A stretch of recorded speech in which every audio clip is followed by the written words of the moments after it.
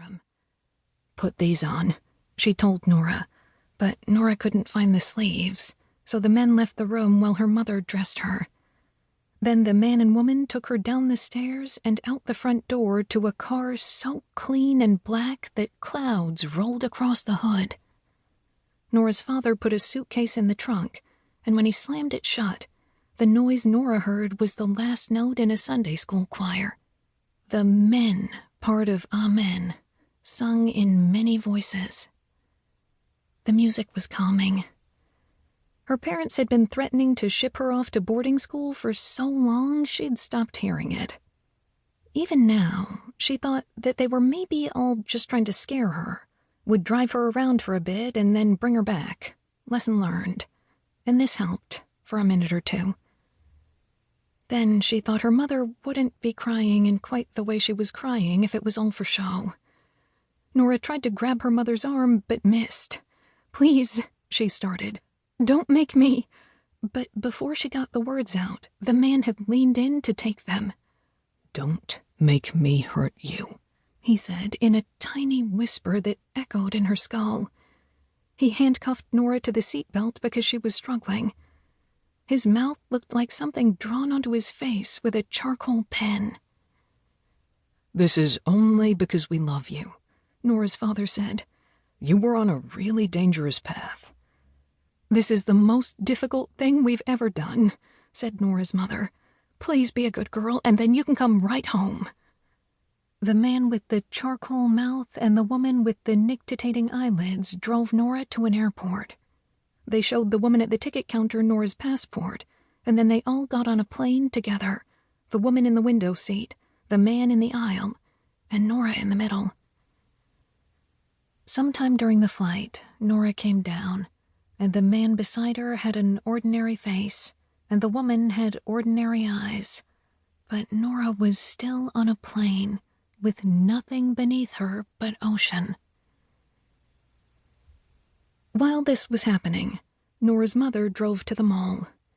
She had cried all morning, and now she was returning the iPod Shuffle to the Apple Store and the expensive clothes to Nordstrom's. She had all her receipts, and everything still had the tags. Plus, she was sobbing intermittently but uncontrollably, so there was no problem getting her money back. Norah's new home was an old motel. She arrived after dark, the sky above pinned with stars, and the roads so quiet she could hear a bubbling chorus of frogs and crickets. The man held her arm and walked just fast enough to make Norah stumble. He let her fall onto one knee.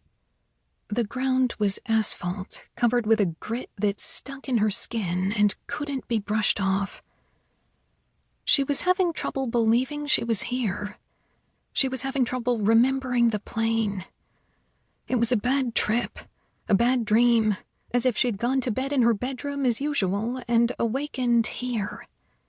Her drugged-up visions of eyelids and mouths were forgotten.